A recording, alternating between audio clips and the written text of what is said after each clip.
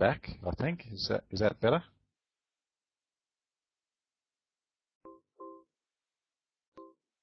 Thanks, guys. All right, let's get straight into it because I've got quite a bit in this session, really, and getting it into an hour is a little bit challenging. So let's kick straight off and get into it. I'll move on to my next slide here. So I've already introduced myself. You know who I am. So I'll keep going. Hi, Stuart. Good to see you. All right, so this is the sort of thing that I'm looking to do in this session. If I didn't make it clear, with my background really is in supporting schools. I do a lot of work in schools, and when I say schools, I mean the high schools in Queensland here at the moment. That means Year 8 from 13-year-olds through to Year 12, which is 17-year-olds. As of next year, Year 7 is also going into the high schools in Queensland, as it is in a lot of other states of Australia. So that's where I used to be a teacher, and that's where I've been supporting teachers for the last few years.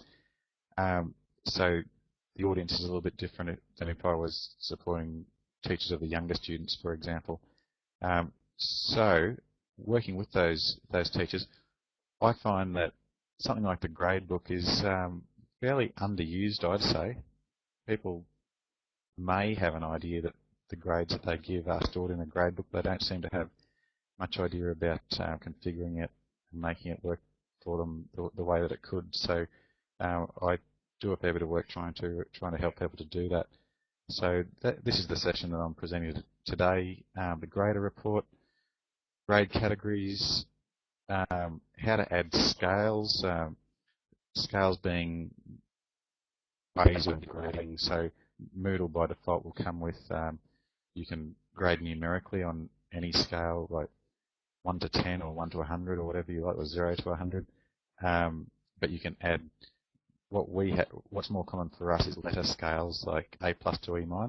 Also satisfactory and unsatisfactory, and competent, not yet competent in what we call the VET sector, or the vocational education and training sector.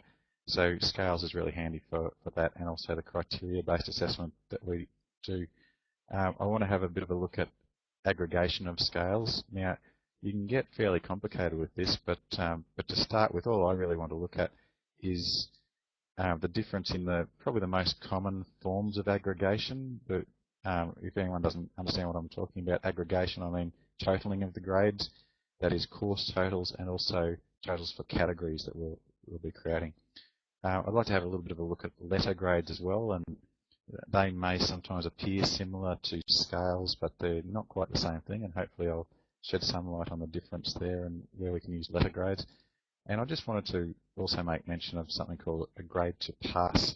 So we can set a grade that's a passing grade in the Gradebook, and that'll help us in particular with if we're, say for example, creating a course and using activity completion, and we're setting up that activity completion so that we can have students ticked off automatically as they complete particular activities.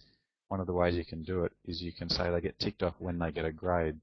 So that could be any grade, but if you go into the Gradebook and set a grade to pass on each of your activities, then they won't get a tick until they get that passing grade. So if we're saying we're going to grade them A+ to E-, we might say a C is a pass, and if they get anything beneath that, they don't get that tick.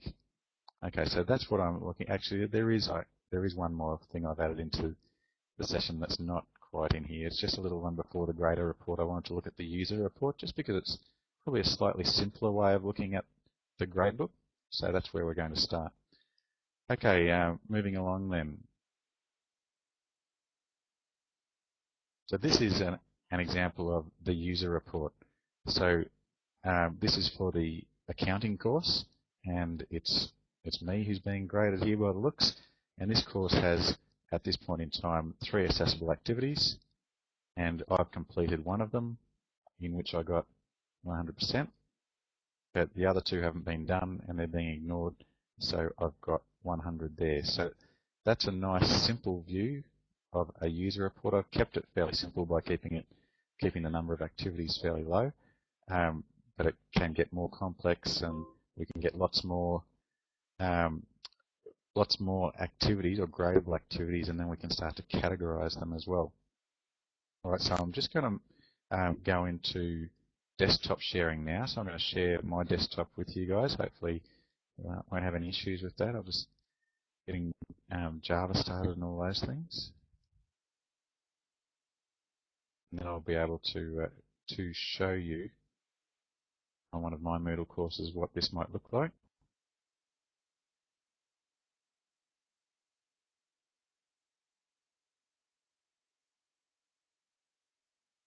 Just give it a second to get started.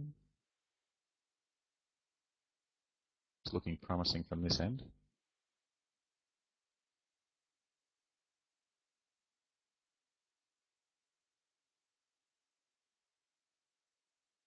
All right, I think we have desktop sharing happening, so I'm just moving across to a different tab and opening one of my sample Moodle courses. So if you can just pop into the chat window whether you're seeing that okay. So it's a history course. You should see things like an overview of the ancient to modern world and the Vikings. And I'll just pop back from every now and then to Big Blue Button and see the chat window. Yep, everyone's seeing that. Great. All right. From there, I'm going to scroll down into my administration block, and in my course administration, I'm going into grades. And while that loads, I'll pop back and see what other people have to say. Okay. When you first go into grades, we're going to see something like this. You may actually see the grader report first. So I'll just pop into that. So grader report looks like this. It's just, well, it can be a bit more complicated than the user report, so I'm going to go back to the user report to start. So the user report tends to be the grades for one student, but having said that, you can also select all students and have them one after the other. So if I say all users, okay, I still get this one first, but as I scroll down, I'll see grades of all of my other users as well in the user report.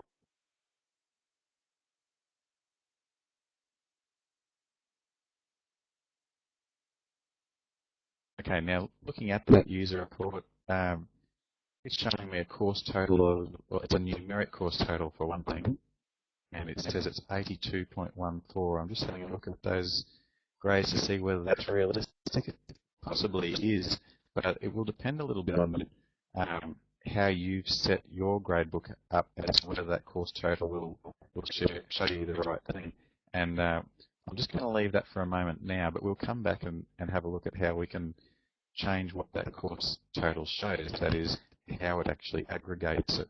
And the other thing I'd like to mention there is, if you don't understand how that course total is being arrived at, and it doesn't look like it's coming up with the right things, my advice is, until you've got your head around it, probably hide it. Okay, because if you're showing the students a course total that's hard to understand or explain, then it's probably a fair priority to work out what it should say, and also probably not to show that to them until you've done that.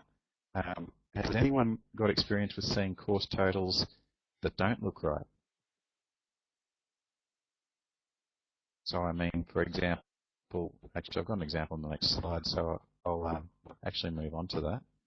It might not be the next slide, it might be just after that. Okay, the next slide is about the grader report. So that's the slightly more complicated looking report, and that's because it's showing all of the students at once rather than one student at a time. So I'm going to go into the grader report now. All the time, staff add random calculations or the wrong aggregation.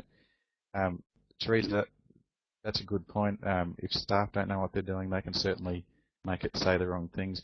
I think also you can find that even without doing anything, you can have the grader report and the user report showing the wrong totals, and I think, to me, that's because of the thing called the simple weighted mean form of aggregation, and I'll look at an example a little bit later on as to how it comes up with that and why it might appear wrong and what you can do about it. Okay, so grader report looks something like this, and I'll just go to my example course and go back to my grader report to show you what it looks like.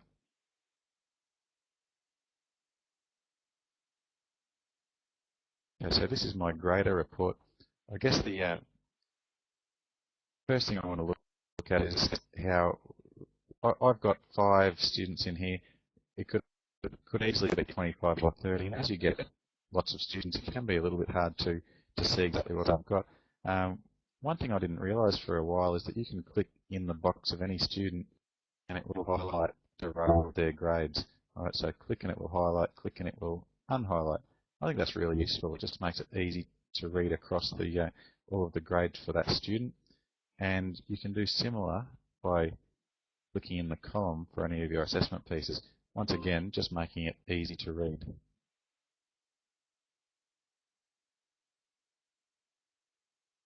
No worries, Frankie. All right. Another thing that we can do is sort the results for any of our assessment pieces in the grader report. So just showing you that, well, I haven't got a lot of assessment in here, but I guess along the way I can show you that you can actually add grades and edit grades directly in the grader report. So I'm going to turn my editing on and add a few grades in.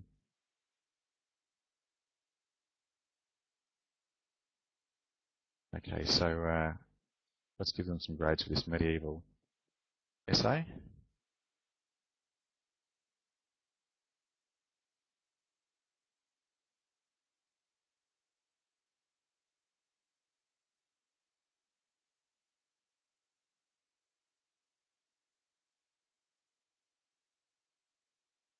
Okay, so they've all got grades there. Now, what if I want to see, all right, well, who's the top student, or who are the top students, or who's really struggling? I can sort on those results. So if I click on the down arrow, I'll sort in descending order, so best to worst. So now I found my top student and moving down from there, or I can go the other way. So click on the up arrow and it will sort in ascending order. Okay, so lowest to highest. I think those sorts of things can be really handy. You know, you might have 30 students doing a quiz, for example, and you want to see both who did the best, but also who really struggled, and you can sort them and see how that's going to look.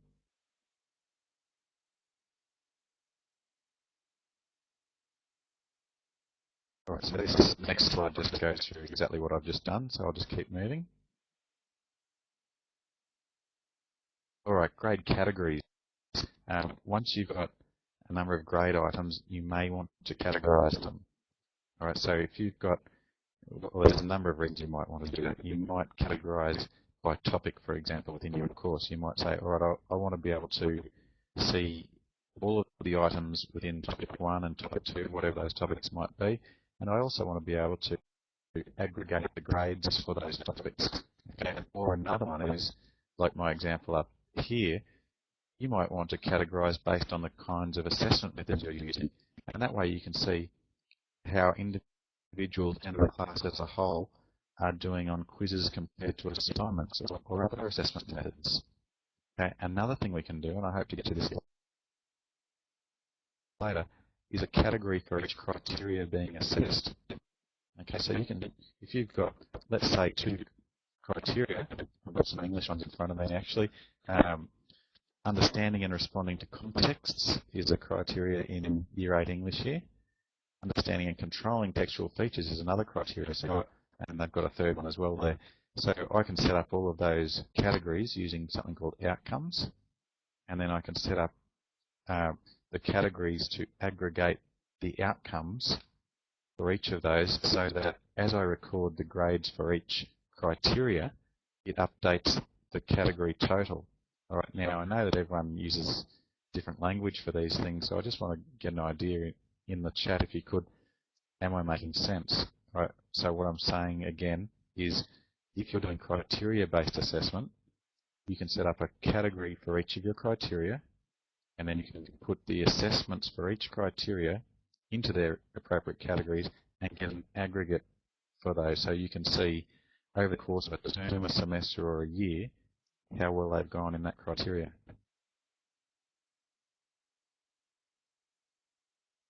Right, silence in the chat room is a bit deafening there.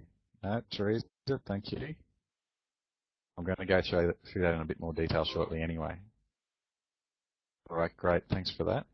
All right, going on to the next slide is move items into categories. All right, I'll go back and actually create the categories first.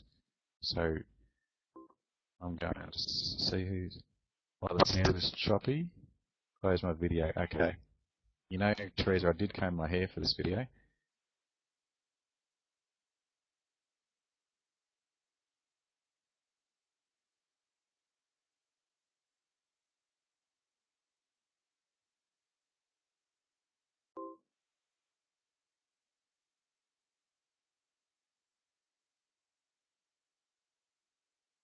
Thanks, Stuart.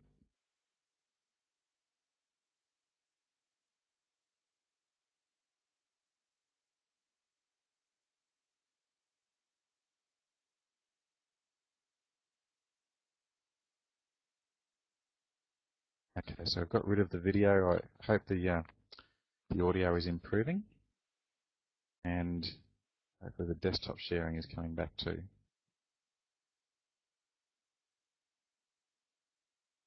Just give that a second. It looks like it's coming up now, so hopefully that's coming up for you.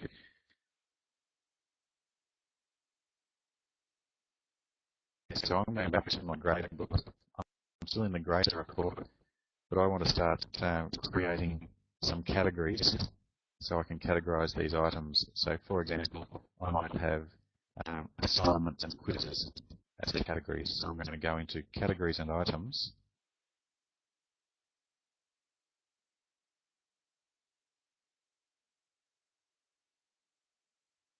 Scroll down towards the bottom and say add category.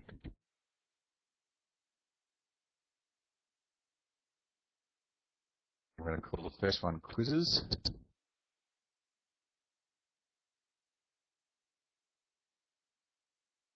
Just notice the aggregation method. We'll come back to that later, but this is defaulting to mean of grades. That's actually because I adjusted it yesterday when I was doing this session, and it should have probably defaulted to the simple weighted mean of grades. Personally, I would prefer if it is always the mean of grades. I think you can actually set that in the admin settings as the administrator, but normally you'll see simple weighted mean of grades will be your default setting, and for me that's quite likely to cause trouble, particularly when you're comparing things like quizzes against assignments, just because of the way it works the weighting out. I won't say any more on that now, but we'll come to that again a bit later. Okay, so quizzes, that looks fine. I'm going to save my changes.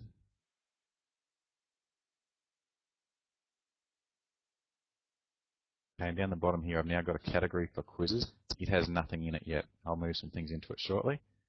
And I'll add another category.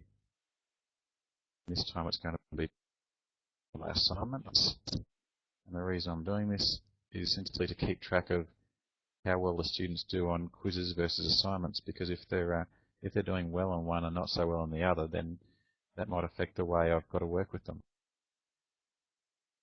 Okay, and save changes.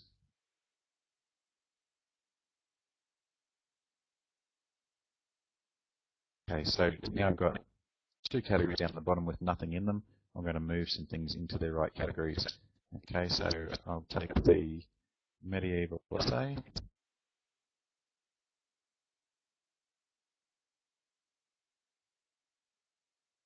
Put that into assignments.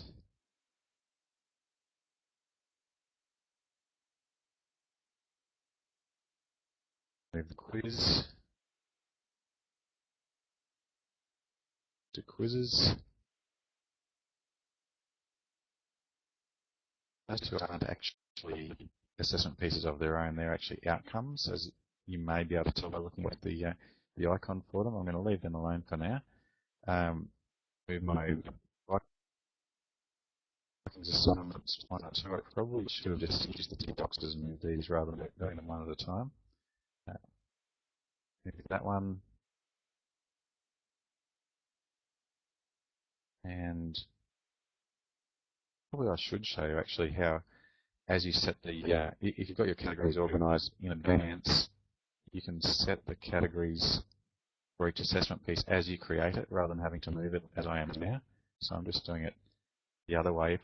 If I were creating an assignment and I were in its settings, so I'm just taking a couple of shortcuts to get to there. Right, these are the assignment settings. All right, and if I go to grade, there's a grade category. Lots of people never do anything with that and just say, well, I'm categorized. What else could it be? Well, in this case, we'll set that to assignment. So that's what I might do as I create an assignment if I've already got the category set up.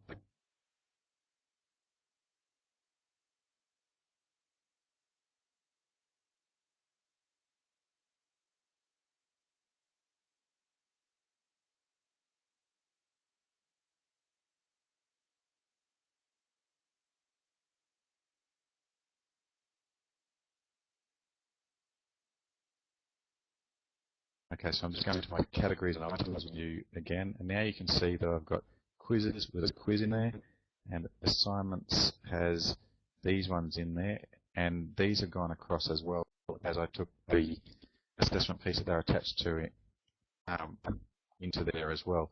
But what we can do is move them into their own categories as well to keep track of each particular outcome. Now, I'm going to keep going. I may get a chance to come back to that a little bit later. Right, so I'm just back on my slide, move items into categories. That's done.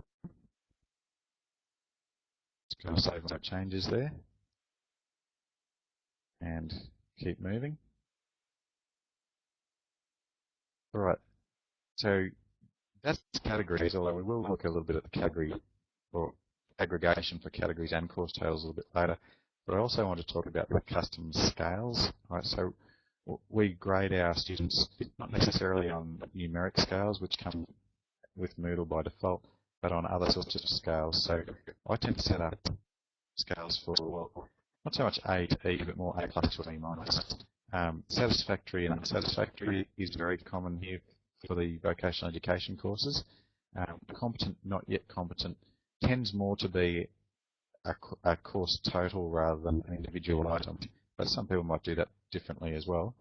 You could have high distinction to gross fail, depending on the setting where you're teaching. So you can create these custom scales as a teacher within your course, or if it's a scale that everybody's going to use, then as an administrator we can add them as a standard scale. So in the schools that I support, they would tend to use A plus to E minus as a standard scale because everyone's going to need that, and they would probably have satisfactory and unsatisfactory as another standard scale. Now, if you don't have that admin access but need a scale, then you can go in and create a custom scale within your course yourself. So we might have a look at how we would do that if we were a teacher.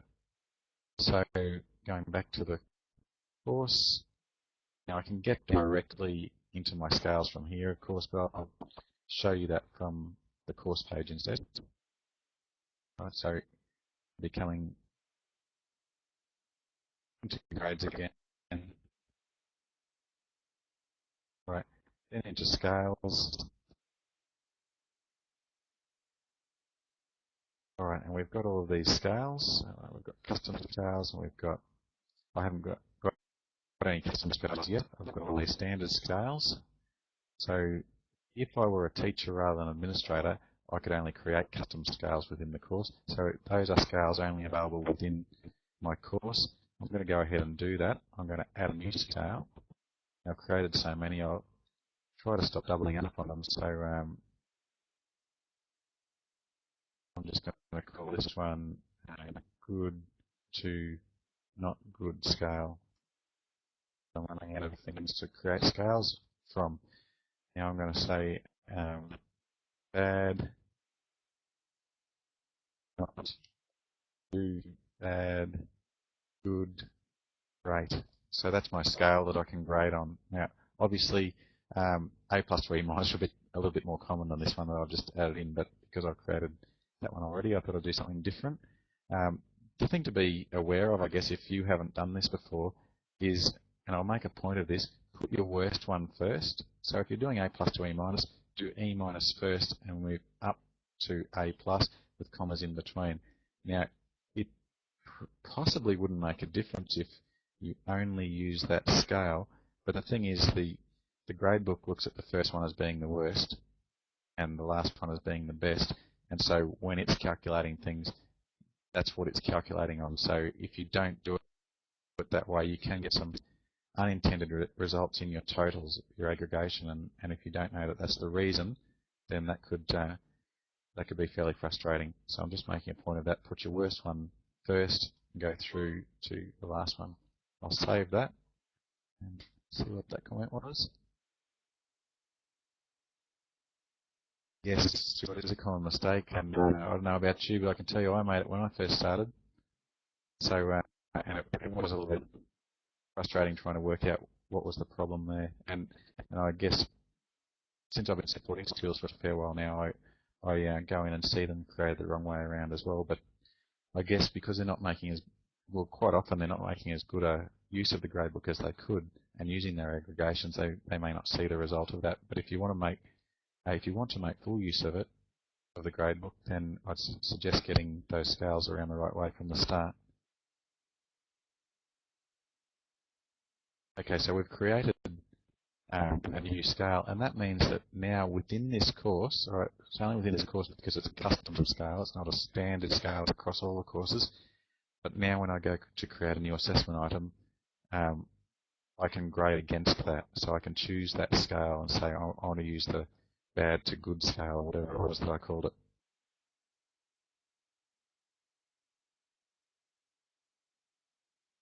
All right, so this slide's just about how you would use it. So when you add a new gradable item, when you go to add the grade in, or what kind of grade it is, then you'll have all of these scales, or however many you've created, will be available above the 100.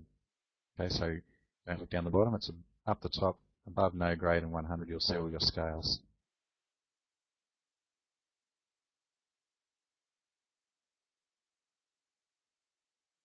All right, now I want to get into a little bit about grade aggregation.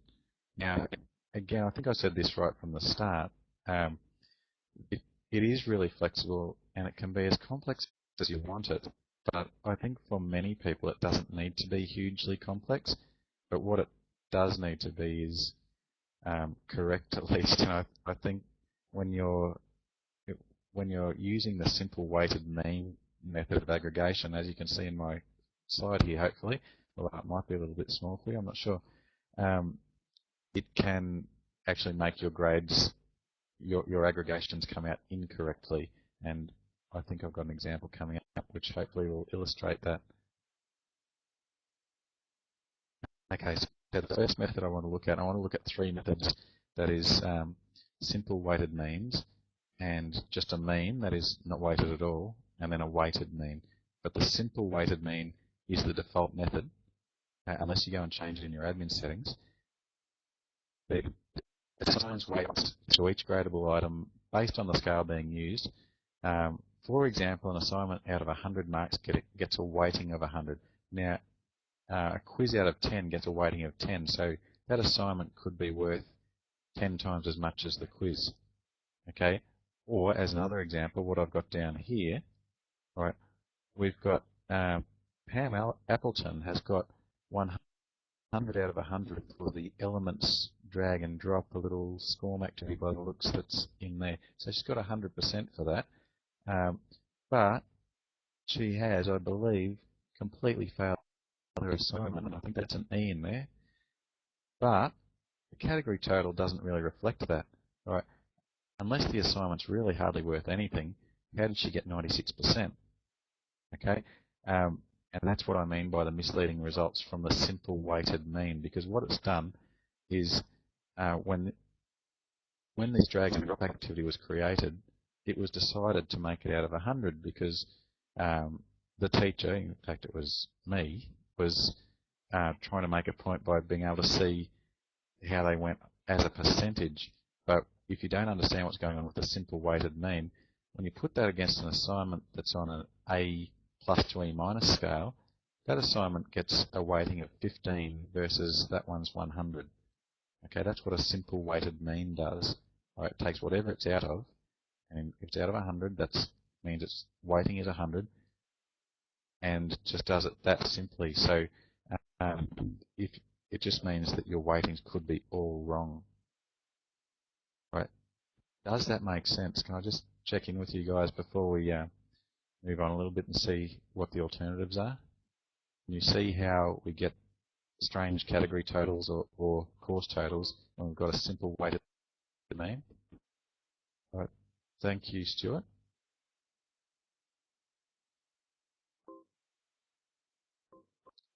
Thanks, guys. All right, so I'll move ahead.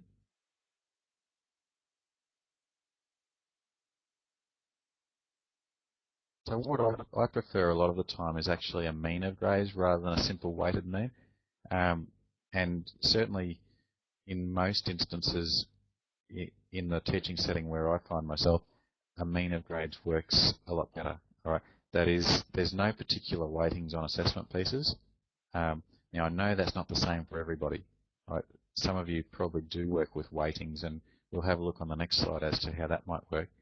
But if you can change your aggregation, instead of making it a simple weighted mean, changing it to simply a mean, then that just basically takes an average. And even though this is a little small, I'm not sure how well you're reading it, but what's basically happening here is they've got 100% still, the same student, Pam Hamilton, she's got 100% for her elements drag and drop, but on assignment 1, she's still got an E.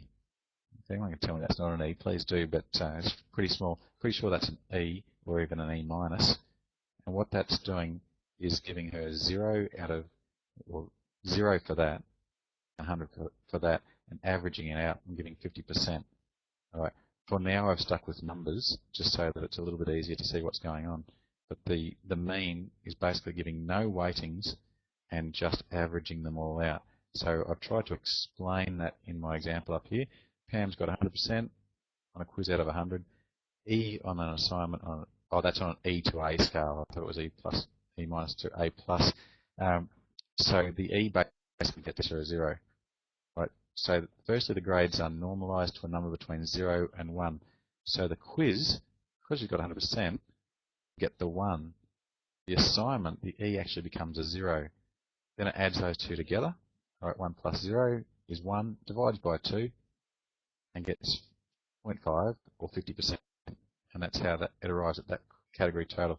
Now, I'm not sure if you really need to know the mechanics. Some of you might like to know the mechanics of that.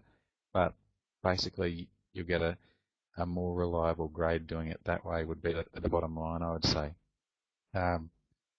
Questions on that one?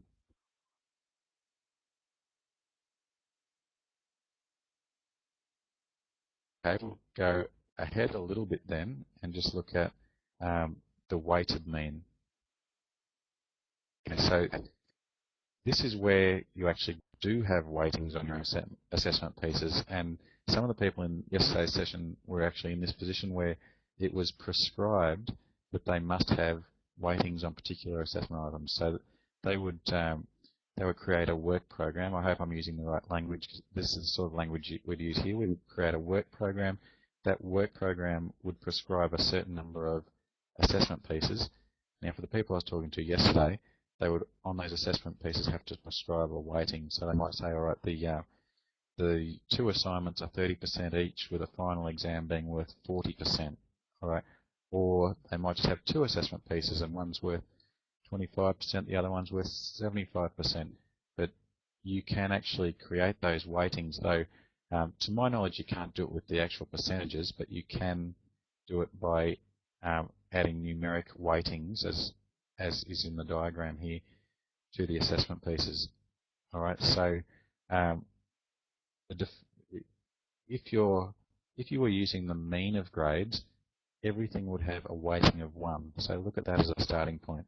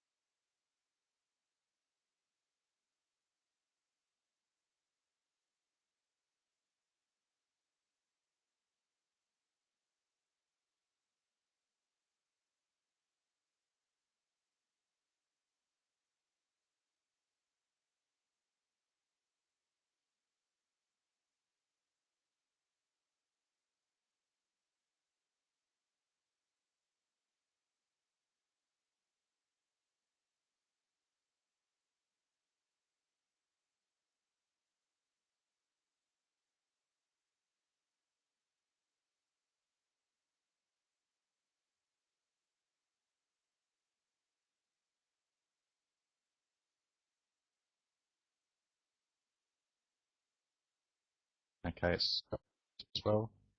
Has anyone got center now? Just let me know if you're hearing me. Got one can hear me.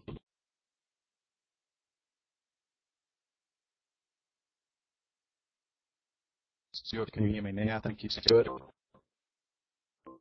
Okay, can anyone?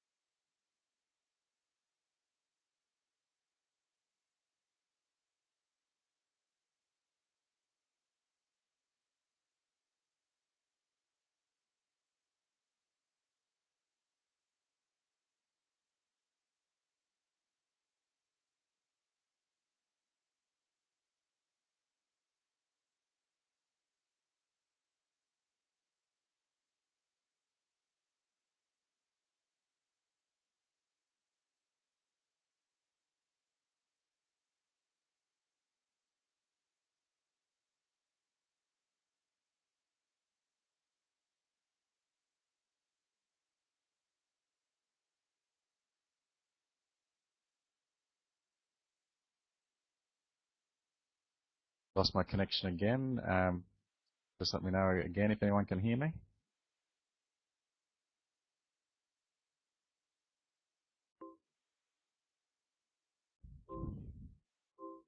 I'm back. Yes, good. I'm not sure why this is dropping out. Just got an eye on the clock as well. I just want to see what we're going to have time to squeeze in or not.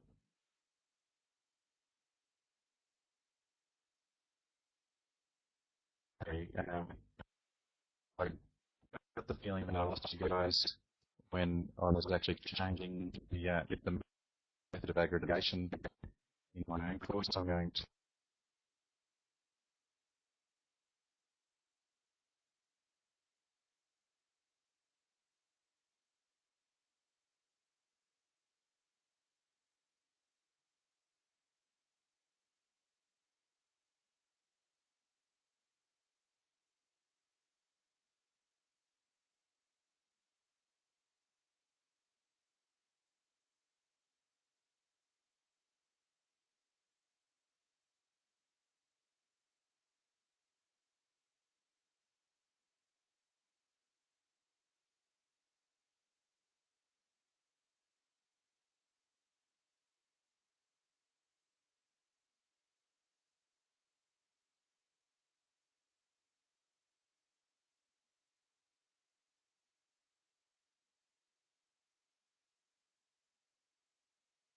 Guys, I'm back again. I've just lost my server connection for the third time.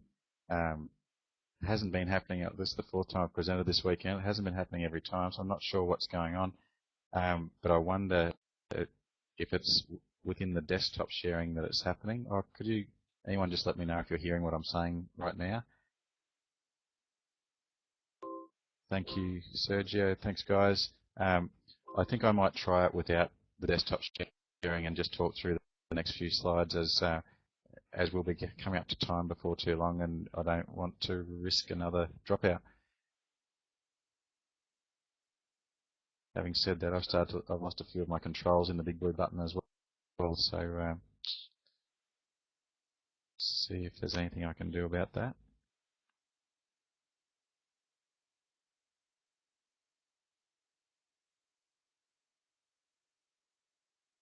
I've actually lost the ability to move to the next slide.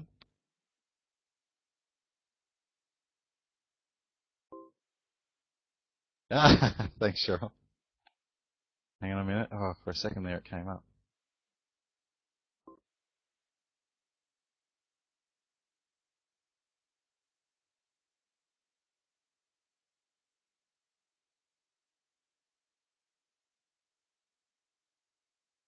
Okay, I've got a slide in front of me and controls that say I can move to the next slide, so I'm pretty happy with that. I'm going to keep going. So actually, I'll go back a bit. Okay, that's where we were. Weighted mean of grades. Hopefully that was relatively clear for you. You can add weightings in, and last time, hopefully you heard when I was talking about Pam Appleton getting her 25% due to her E on her assignment, but 100% for her elements drag and drop, with these weightings accounting for that 25%. All right, I put a slide in here as well about aggregating outcomes. So if you're doing criteria-based assessment, you may be using outcomes to record your criteria grades. Can I just get people to let me know in the chat window if they do use outcomes? So do you grade against criteria and record that with outcomes?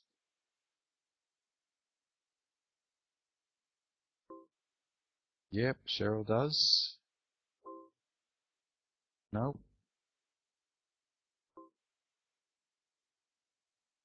Okay, well, to me this is a really handy thing to be able to do, and we do a lot of criteria-based assessment, probably 3/4 or 80%, I would think, in across the board in Brisbane, Queensland.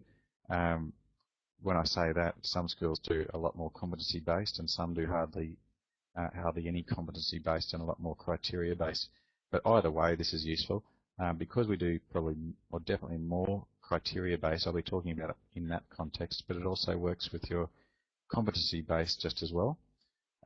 So we can get outcomes turned on, and they do need to be turned on by the site administrator. From memory, it's site administration advanced features and turn it on there. Once you do that, you'll be able to see it in your course administration beneath grades, or otherwise you can just go directly to your gradebook, and there'll be an outcomes tab or drop-down menu there depending on which way you're navigating. So as an example, in a history course, this is a screenshot from one of my history courses. I have set up outcomes for the two criteria, all right, and that is historical knowledge and understanding and historical skills. Now, if you want to keep track of those and aggregate them, unlike other grades, by default, the outcomes won't be included in category aggregation. Right, so you actually have to go and turn it on and tell it to include it. Now, the way I tend to use it is creating a category just for those outcomes. So I'd have a category called historical knowledge and understanding, and every time I assess on historical knowledge and understanding, I'm going to put that outcome in that category. All right, and the reason for that is so that it can aggregate it. And the same thing for historical skills. I'm going to create a category for that, and every time that I assess on that, remember, assessment pieces can have, or normally do have, more than one criteria, and so therefore you're assessing more than one outcome. But in the gradebook, you can go into each outcome separately and move it into its appropriate category, and that way you can get the aggregation happening. And the way that's useful, I think, is what we do is we assess these criteria over a certain period of time. As an example, in Year 11 and in Year 12, and we might say all of the Year 12 stuff, just as a simple example, and this is actually often the case, the Year 12 work is actually summative, so it counts towards their exit levels that we're going to give them for each criteria. And technically, we're looking to get them an exit level for each criteria first before finally awarding an exit level of, say, for example, depends on how you're doing it, the equivalent of an A, B, or C, basically. Very high achievement, sound achievement, all of those sorts of things. That's one exit level that comes at the very end of Year 12 over a 2-year course of Year 11 and 12. All right, so what we can do is track for each criteria how they're going, right up until that exit point, and get an aggregate of the criteria. All right, so we need to know what they get in historical knowledge and understanding overall. Okay, and we can put only the summative, or the ones that count, into that category and get it to aggregate those for us. Now, there's still a human element to this. Like, Moodle's not going to actually get it right every time. It will from a mathematical point of view, but in the end, the teachers have to look at it and say, well, Moodle says that they're a B.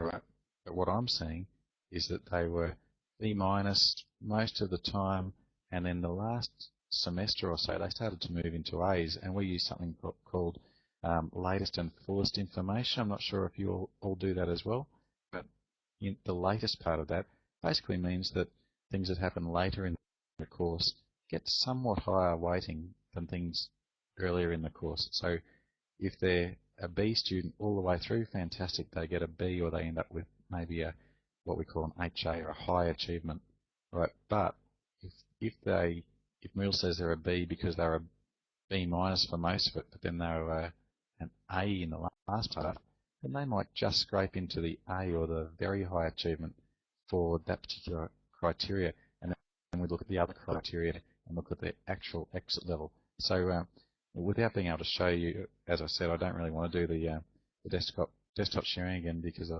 don't want to risk dropping out. But we can actually keep track of these things, and it's really very useful, so that at the end we can get an idea of the exit level. The teacher still has to look at them, but it takes a lot of the manual work out of it, I think. Just check in whether I'm making any sense, or does this make any sense in your situations? Some of your situations are probably similar to what I'm looking at, but some of them, of course, quite different. Or at the very least, just tell me if you can hear me.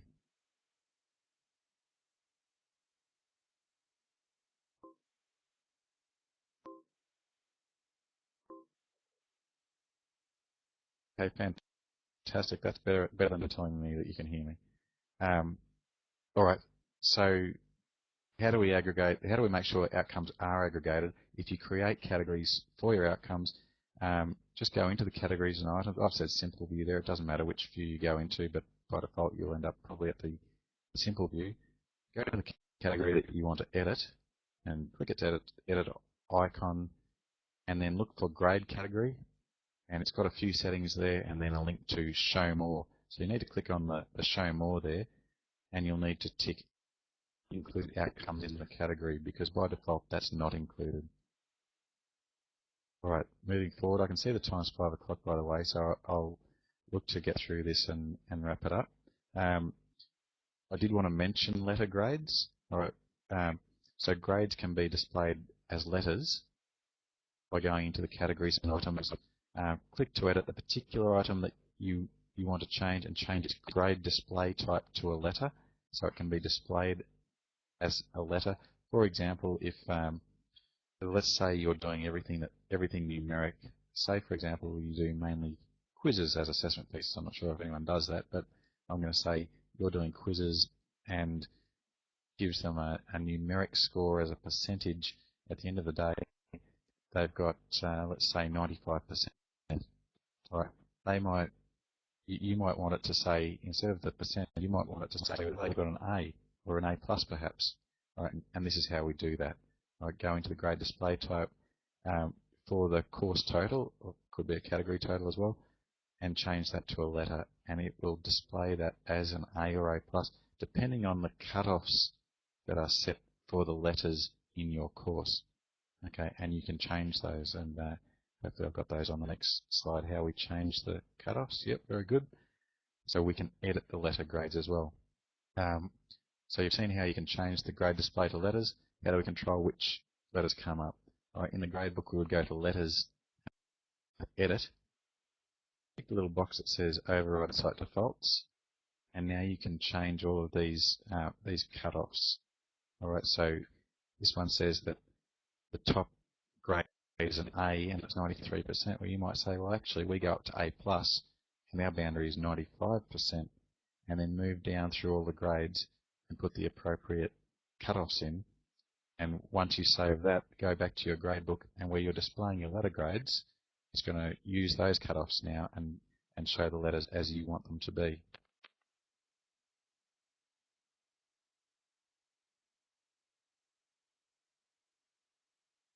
I just added this in before the weekend. Actually, last year I didn't say anything about grade to pass, but I've actually found it fairly useful since then.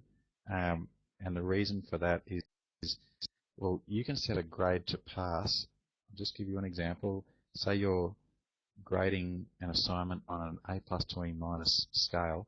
You might say, well, they need at least a C to pass. Now, to me, how that's useful and important is when you're also using activity completion and you're getting students to be marked off automatically as they get through particular activities. So you can set in an assignment and some of the other activities as well, for completion tracking, you can say show activity as complete when conditions are met, and then what are the conditions? Well, they require a grade. Now, if you don't set a grade to pass, that grade could be an E- and they still get ticked off as complete. But if you do set a grade to pass, then you can say the grade to pass is a C, and they won't get their tick until they get a C.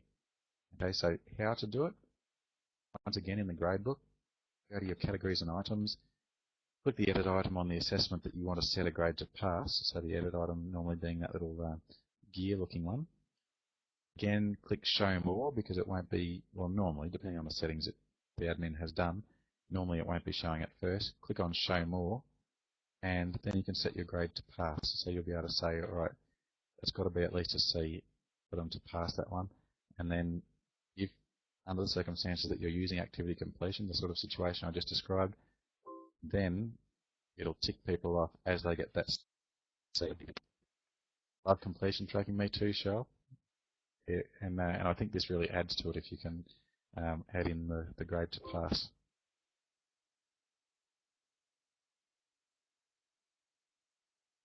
I would love to, Stuart. I don't know that I'm going to get there, though, to be honest. It would be lovely. Maybe we'll have to organise one in Brisbane one of these holidays. And just to finish up, I've just got some references. Obviously, the Moodle docs, Moodle 2.6 or potentially Moodle 2.7 or even another version that you might be using. There's lots of good information there, of course. And I'm pretty pleased with that book by Rebecca Barrington, Moodle Gradebook, which I think you get at Amazon for about $10 or something like that. I can't quite remember, but it's a very good reference, and I'd certainly recommend it. So we are a little after 5. I am going to close up. If people have particular questions, feel free to pop them into the chat, but even better, if you could pop them into the forum on the Moodle course. All right, and again, I'm just going to put a link to that in here.